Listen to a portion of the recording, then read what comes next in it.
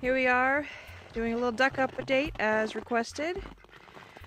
We lost a duck yesterday because the water got buried so they could walk right into it, and the Muscovy couldn't get back out again. Poor thing.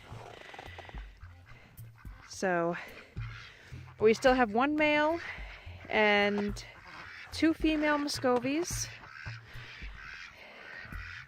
And then the rest of the regular ducks and the 4 chickens. We're getting about 3 eggs a day between all of them.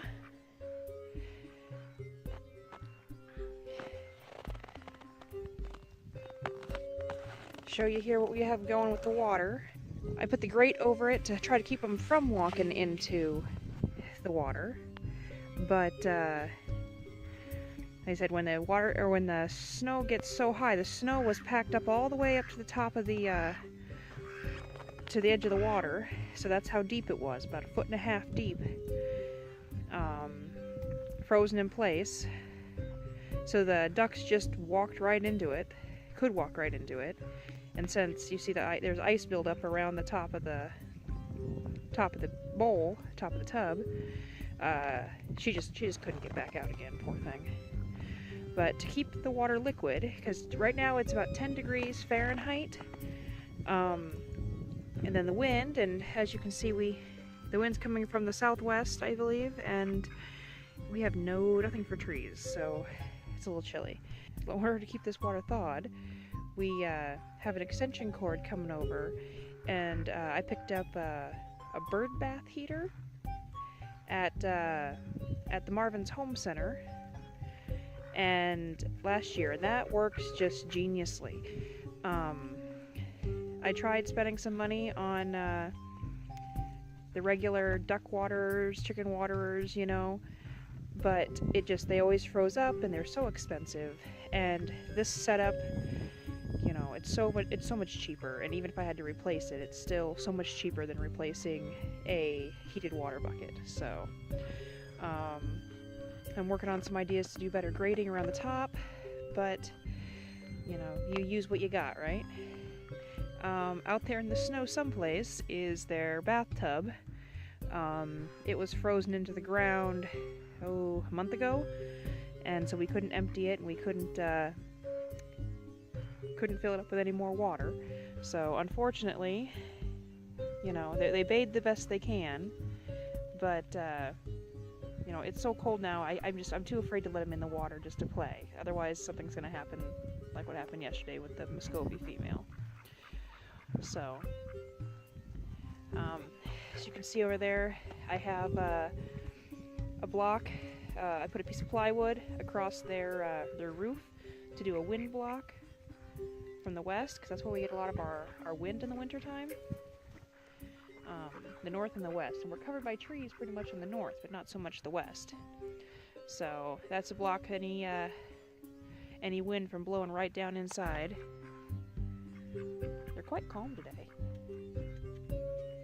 but so we had to shovel out to get them back and forth here. So pretty much this little area, and inside the quacker box, is where they all spend their time. The chickens don't really come outside all that much either. They come grab a drink and they run back inside. This week I'm gonna put some wood chips or maybe some hay across here to make it a little bit nicer on their feet. But you know, one can only do so much in this kind of climate, right? Okay, one of the biggest things that we did new this winter was that we had a round bale of hay delivered to right next to the rabbits and the ducks. So that way we didn't have to go all the way across the yard with it.